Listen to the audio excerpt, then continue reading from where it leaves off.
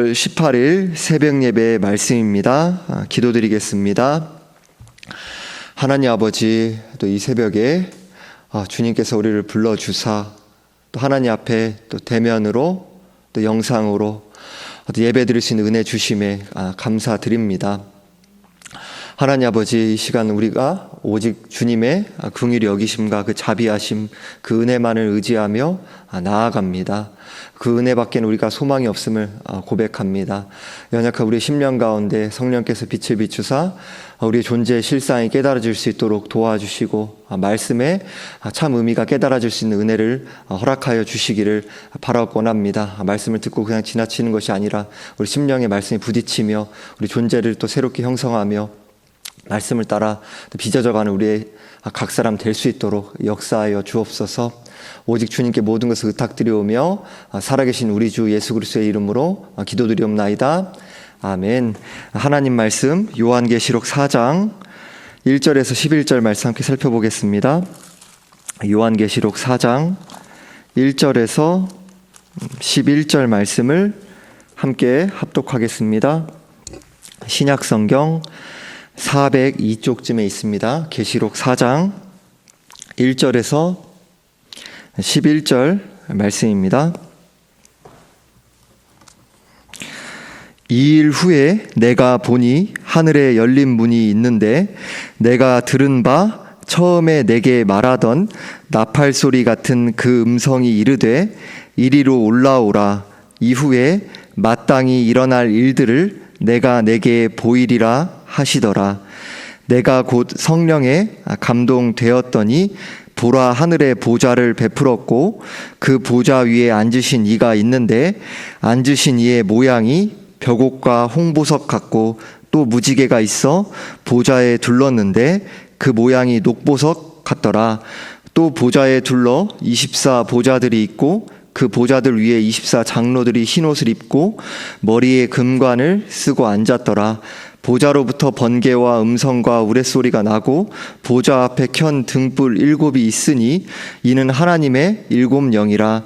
보좌 앞에 수정과 같은 유리바다가 있고 보좌 가운데와 보좌 주위에 4 생물이 있는데 앞뒤에 눈들이 가득하더라. 그 첫째 생물은 사자 같고 그 둘째 생물은 송아지 같고 그 셋째 생물은 얼굴이 사람 같고 그 넷째 생물은 날아가는 독수리 같은데 4 생물은 각각 6 날개를 가졌고 그 안과 주위에는 눈들이 가득하더라.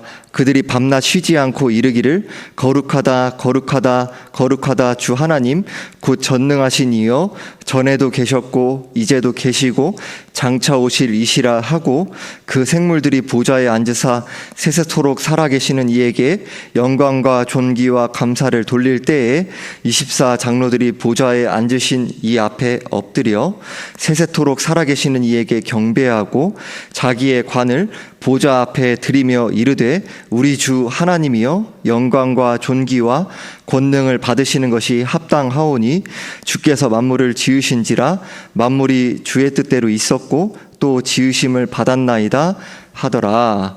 요한계시록은 교회가 박해를 받은 도미티아누스 황제 시기인 약 AD 90년경쯤에 기록되었습니다. 오늘 본문이 속해 있는 보좌 환상은 요한계시록의 전체 핵심이다 이렇게 말씀을 드릴 수 있고요. 누가 온 우주를 다스리고 계시는 분이신가, 계시록 전체의 주제이기도 하죠. 그것을 우리에게 명확하게 보여줍니다. 제가 1절을 다시 한번 읽겠습니다. 이 일 후에 내가 보니 하늘에 열린 문이 있는데 내가 들은 바 처음에 내게 말하던 나팔 소리 같은 그 음성이 이르되 이리로 올라오라. 이후에 마땅히 일어날 일들을 내가 내게 보이리라 하시더라. 여기에서 말씀하는 이 일 후에라는 말씀을 원문으로 보면 이것들 후에라는 뜻입니다. 무엇들 후에라는 겁니까?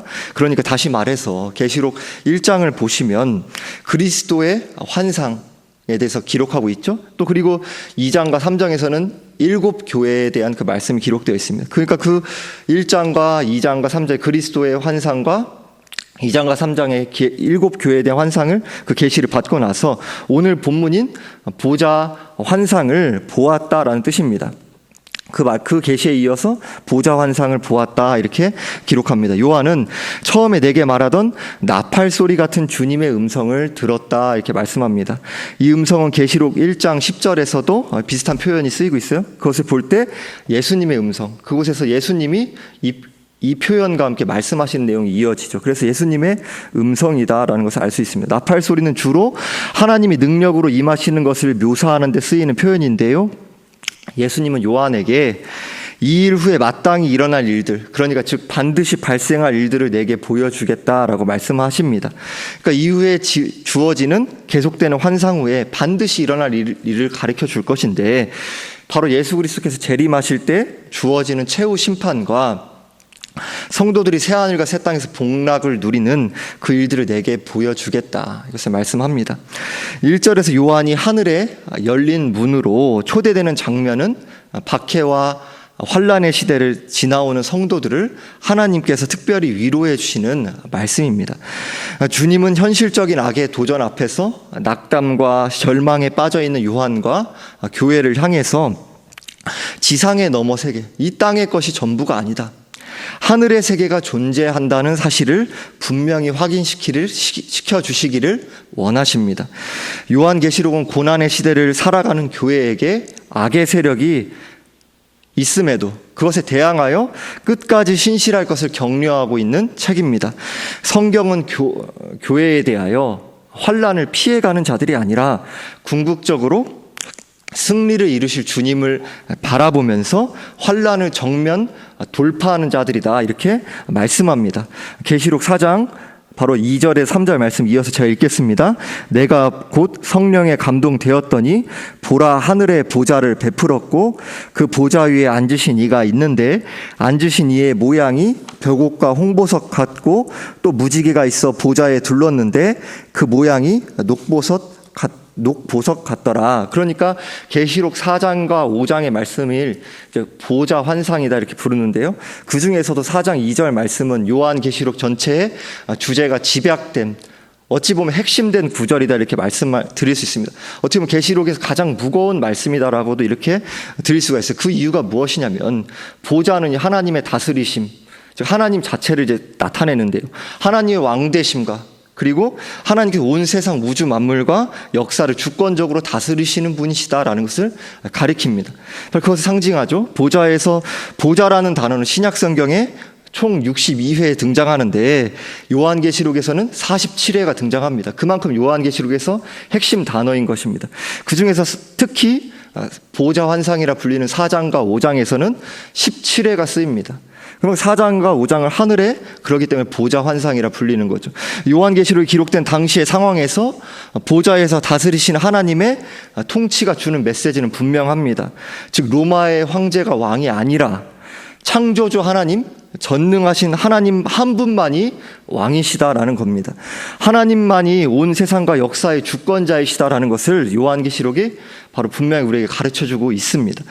3절에서 요한은 하나님의 모습을 구체적으로 묘사하고 있지 않습니다. 보좌에 앉으신 분의 모양은 벽옥과 홍보석 같다고 말씀합니다. 또 무지개가 있어서 보좌에 둘렀는데 그 모양이 녹보석 같다라고 말씀합니다.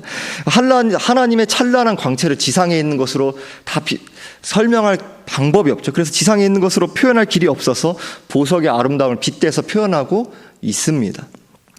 하나님의 영광의 광채의 모습을 묘사하면서 무지개, 바로 그것, 즉 홍수 심판 후에 노아와 언약을 맺은 그 표현을 사용하고 있습니다. 바로 언약의 무지개를 뜻하는데요, 하나님이 언약에 신실하신 분이시다, 그 약속대로 이루시는 분이시다라는 것을 우리에게 보여줍니다. 무지개를 의미하는 히브리어 단어는 활이라는 의미를 또한 가지고 있습니다. 무지개 모양을 보면 하나님이 바로 위쪽 자신을 향해서 화살을 당기고 있는 그 모습을 우리에게 보여주는데요, 그것이 무엇입니까? 하나님이 자기 자신의 생명을 걸고서라도 너희에게 약속한 그 약속을 이루고야 말겠다라는 하나님의 의지를 보여주는 것입니다. 언약을 향한 하나님의 의지를 우리에게 보여주는 거죠. 바로 이것이 약속과 고난의 시기를 통과하고 있는 주님의 몸된 교회에게 하나님께서 목숨을 걸고서라도 언약을 이루시겠다는 그 약속이 어떤 의미를, 어떤 위로가 우리들, 바로 환난의 시대, 고난의 시대, 주님의 초림과 재림의 시기를 통과하고 있는 그 사이에 있는 우리 교회들에게 어떤 위로가 되는 것입니까? 언약에 신실하신 하나님이 자신의 백성들을 지키시고 구원의 역사를 계획대로 끝까지 완성하실 것이다 라는 것을 우리에게 보여주기 때문입니다. 주님은 악을 멸하시고 우리를 새하늘과 새 땅까지 안전하게 주님의 택한 백성들을 끝까지 인도하십니다. 제가 이어서 4절 말씀 읽겠습니다. 또 보좌에 둘러 24 보좌들이 있고 그 보좌들 위에 24 장로들이 흰옷을 입고 머리에 금관을 쓰고 앉았더라. 하나님의 보좌는 24 장로의 보좌로 둘러싸여 있다라고 말씀합니다. 24 장로는 내생물과 함께 천상에서 보좌에 앉으신 하나님과 어린 양께 찬양을 돌리는 역할을 하고 있습니다. 24 장로는 흰옷을 입고 머리에 금관을 쓰고 있다라고 말씀합니다. 고대 사회에서 면류관은 승리 또한 축제, 영예의 화관을 의미합니다. 요한은 당대의 도미티안 황제가 머리에 금 면류관을 쓴 사실을 바로 그 사실과 대조하면서 누가 참된 승리자인가? 도미티안 바로 황제가 승리자인가? 오직 우리 하나님만이 승리자인가라는 것을 우리에게 보여줍니다. 도미티안 황제는 이 세상에서 잠깐 금 면류관을 쓴 승리자로 보일 뿐입니다. 세상 권세는 하나님이 허락하신 범위 안에서 바로 그 외에는 무용지물이다라는 것을 우리에게 보여줍니다. 이어서 5절 말씀 읽겠습니다. 보좌로부터 번개와 음성과 우레소리가 나고 보좌 앞에 켠 등불 7이 있으니 이는 하나님의 7 영이라. 방금 읽은 말씀의 모습은 마치 시내산에서 거룩하신 하나님께서 강림하실 때의 모습처럼 하나님의 임재를 보여주고 있습니다. 보좌 앞에 켠 등불 7이 있으니 이는 하나님의 7 영이라는 말씀에서 7 영은 성령 하나님을 뜻하는 말씀입니다. 7은 완전수를 뜻하죠. 우리 신자들이 하나님 말씀에 순종하기 위해서는 또 환난과 압박 가운데서 인내하며 견뎌내기 위해서는 반드시 성령 하나님의 도움이 바로 그 도와주신 은혜가 반드시 필요한 것입니다. 성령께서는 우리 주님의 몸된 교회가 하나님이 거하신 거룩한 성전이 되도록 권능으로 온전히 임해 주십니다. 이어서 6절 말씀 제가 읽겠습니다. 보좌 앞에 수정과 같은 유리 바다가 있고 보좌 가운데와 보좌 주위에 네 생물이 있는데 앞뒤에 눈들이 가득하더라. 원문으로 6절 말씀을 보면 수정같이 맑은 유리바다와 같다라고 말씀합니다. 그러니까 유리바다가 실제로 존재한다는 뜻이 아닙니다. 요한은 지금 우리에게 천상의 모습을 말씀하고 있기 때문에 그 모습을 묘사하면서 우리가 보여주고 있는 거죠. 보좌 가운데와 보좌 주위에 네 생물이 있다라고 말씀합니다. 네 생물을 앞뒤에 눈들이 가득하고요. 7절에서는 사자, 송아지, 사람, 독수리와 같은 모습으로 네 생물의 모습을 소개하고 있습니다. 그런데 네 생물이 이야기하기를 밤낮 쉬지 않고 하나님을 경배하는데요. 거룩하다 거룩하다 거룩하다 주 하나님 곧 전능하신 이여 전에도 계셨고 이제도 계시고 장차 오실 이시라 이렇게 경배합니다. 하나님은 절대적으로 거룩하신 분이시죠. 피조물들과 근본적으로 다른 분이십니다. 하나님은 피조물이 함부로 조정할 수 없는 분이십니다. 바벨탑의 죄악이 무엇입니까? 하나님과 피조물의 거리를 바로 제거해 버리려는 그 교만입니다. 사탄이 하와에게 내가 이 선악과를 먹으면 내가 하나님처럼 되리라고 유혹한 바로 하나님과 피조물과의 그 관계를 허물어뜨리는 그 죄악과도 같다라고 말씀을 드릴 수 있습니다. 보좌 환상은 하나님의 초월성을 강조하죠. 그러니까 요한계시록은 왜 신약의 다른 책들보다 하나님의 주권과 하나님의 초월성, 하나님의 통치하심을 강조할까요? 그 이유는 요한계시록의 역사적 상황, 계속 말씀드리는 그 상황을 고려할 때 알 수 있습니다. 즉 로마의 황제 숭배와 우상 숭배, 여러 이방신을 섬기는 그런 우상 숭배의 상황을 기억해야 합니다. 우상 숭배의 상황에서 하나님께서 창조주와 주권자 되신다라는 것을 강력하게 선포하며 이방의 모든 그런 우상들이 거짓이다라는 것을 드러내고 있습니다. 하나님과 같이 높아지려는 인간의 교만이 헛된 일이다라는 것을 우리에게 분명히 깨우쳐 주고 있는 거죠. 도미티안이나 가이사 같은 로마의 황제들은 전능하신 하나님, 전능하신 주권자, 자기가 전능하신 주권자다라고 마치 하나님의 위치로 자신을 올리면서 자신을 전능하신 주권자로 불렀습니다. 하지만 오늘 말씀은 우상과 고난의 시대, 고난과 박해와 위협 속에 있는 하나님의 성도들에게 큰 위로를 주는 말씀이죠. 하나님이 전능하신 주권자 되심을 선포하는 것은 바로 원수의 세력이 얼마나 보잘것없는가를 우리에게 극명하게 보여줍니다. 이어서 제가 9절에 10절 말씀 읽겠습니다. 그 생물들이 보좌에 앉으사 세세토록 살아계시는 이에게 영광과 존귀와 감사를 돌릴 때에 24 장로들이 보좌에 앉으신 이 앞에 엎드려 세세토록 살아계시는 이에게 경배하고 자기의 관을 보좌 앞에 드리며 이르되, 그러니까 내 생물뿐만 아니라 모든 피조물의 존재 목적이 무엇인가요? 하나님의 영광을 드러내는 것입니다. 우리를 드러내는 것이 목적이 아닌 거죠. 우리가 주인이 아닙니다. 24 장로들은 자신들의 면류관을 모두 집어 던지고 있습니다. 바로 하나님의 왕되심을 인정하는 것입니다. 24 장로들은 하나님 앞에 엎드렸습니다. 하나님 복종하고 순종하는 자세를 보여줍니다. 24 장로들은 자신의 통치권을 포기하고 있습니다. 하나님의 절대 주권 앞에 무릎을 꿇습니다. 이 모습은 하늘에서 하나님의 통치가 완벽하게 이루어진 모습을 우리에게 보여줍니다. 우리들은 사람으로부터 영광을 취하려 해서는 안 됩니다. 오직 하나님께만 영광을 돌려야 합니다. 영적으로 파산한 존재인 우리들을 하나님께서 아무 조건 없이 전적인 은혜로 우리를 구원해 주시고 자녀 삼아 주신 은혜를 기억하며 하나님 중심의 삶을 살아야 합니다. 그러나 오늘날 우리가 얼마나 하나님의 이름을 우습게 여기는 그런 시대를 살아가고 있습니까? 우리 신자들조차 세속주의적인 정신을 따라 살아가고 있지는 않습니까? 세속주의란 세상이 말하는 가치관과 유행을 무비판적으로 따라가는 그 정신, 바로 그런 경향을 가리킵니다. 이 시대에 마치 하나님처럼 되어버린 세속주의의 정신 중에 하나를 말씀드리면 물질 만능주의다, 이렇게 말씀을 드릴 수 있습니다. 우리는 물질 만능주의 시대를 살아가며 돈이 최고다, 돈이면 무엇이든지 할 수 있다, 바로 이렇게 생각합니다. 실제로 우리가 살아가면서 많은 돈이 필요하죠. 돈은 거의 모든 일을 할 수 있는 신처럼 우리에게 보이기도 합니다. 하지만 돈은 우리가 하나님의 영광을 위해 모으고 사용하는 단지 수단일 뿐입니다. 돈은 그 수단이지 인생 자체의 목적이 될 수 없습니다.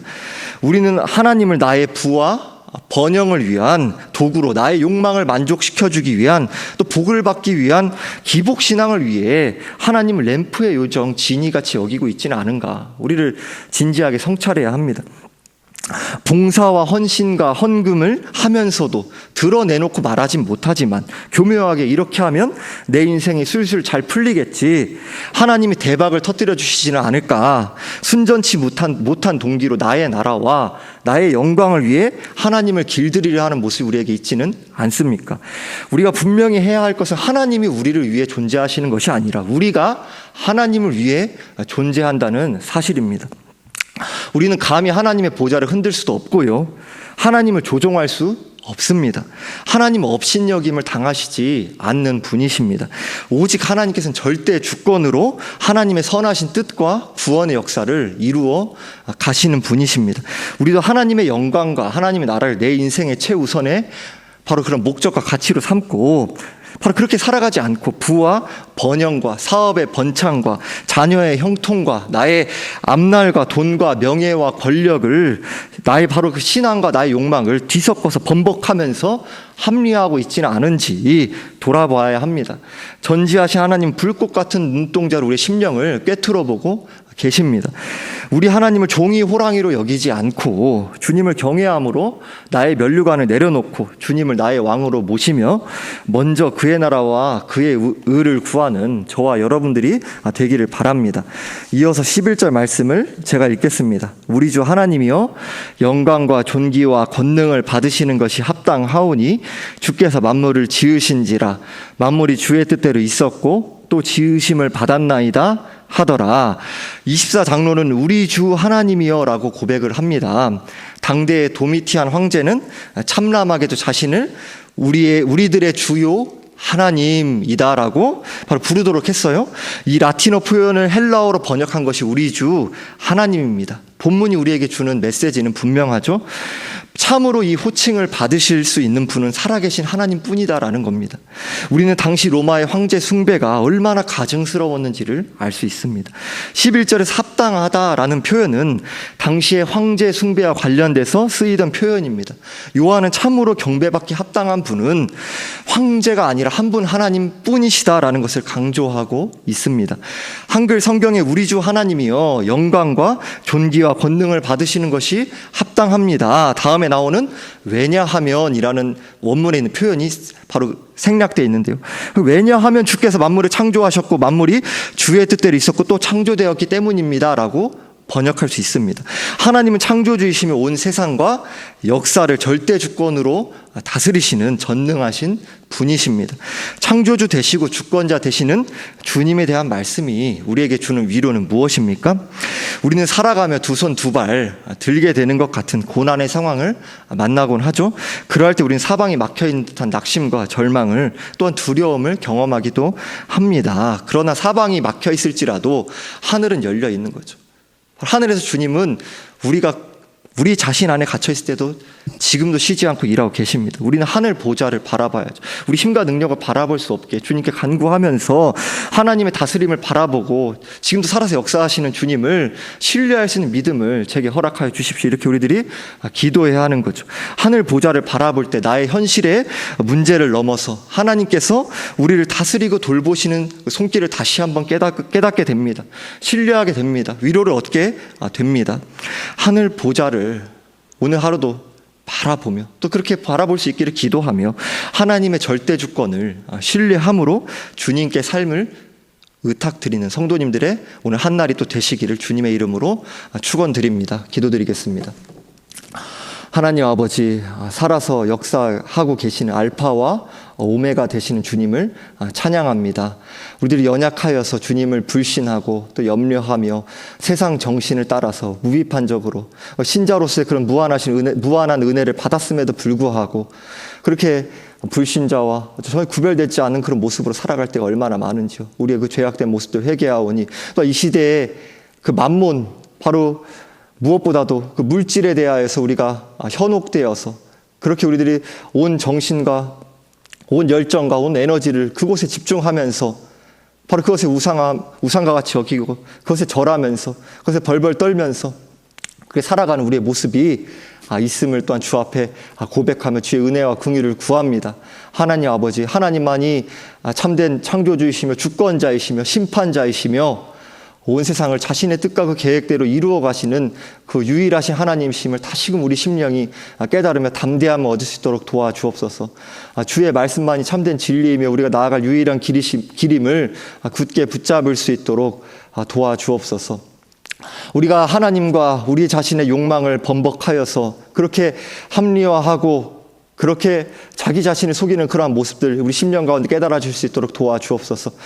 자녀의 형통과 사업의 번창과 우리 자신의 인간적인 계획과 술수를 이루기 위하여서 하나님을 이용하고 있는 그런 모습들이 깨달아질 수 있도록 도와주옵소서. 회개하며 그런 모든 죄악된 모습 버리며 우리들이 오직 그 주님만을 의지하며 나아갈 수 있도록 주께서 연약한 우리를 붙잡아 주시고 믿음으로 하나님의 보좌에서 다스리신 그 주님을 신뢰하면서 환난과 고난의 때 그 어려운 시기 코로나의 시기를 살아가고 있는 우리 성도들 각 사람을 붙잡아 주시고 믿음의 담력을 허락하여 주시고 위로하여 주사 주님께서 살아계셔서 주님께서 우리와 동행하고 계심을 바라볼 수 있도록 주님 굳게 붙잡으며 말씀을 살아낼 수 있도록 도와 주옵소서. 주님께 모든 걸 의탁드리오며 살아계신 우리 주 예수 그리스도의 이름으로 기도하옵나이다. 아멘.